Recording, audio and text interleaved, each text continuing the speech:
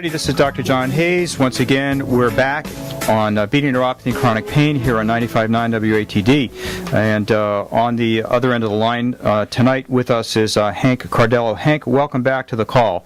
Well, thank you. Well, you know, this has been such a great conversation that I actually missed the first break. I was so entrenched because, I mean, what you do is so powerful.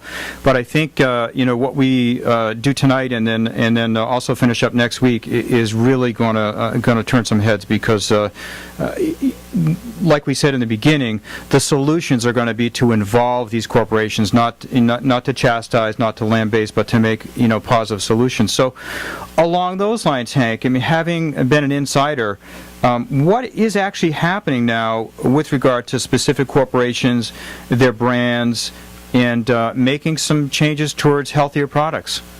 Well, it's obviously not the same across all companies, but there are clearly some firms that are leading the way.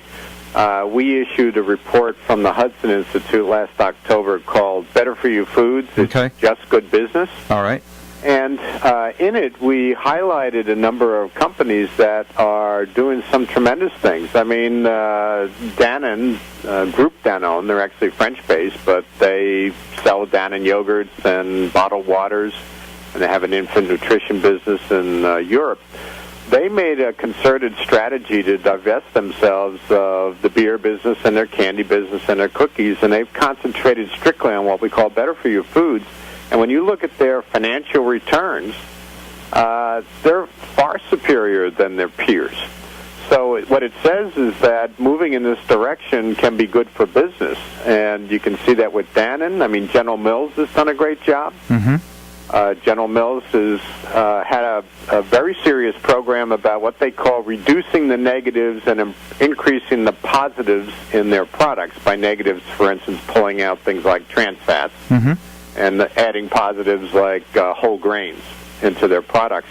And they've exceeded that objective, and they've got a CEO commitment to go ahead and do that. So clearly, there are some companies doing some good things, and oftentimes, interestingly, what's overlooked is the soda companies are selling approximately 25% less calories per person than they were a decade ago.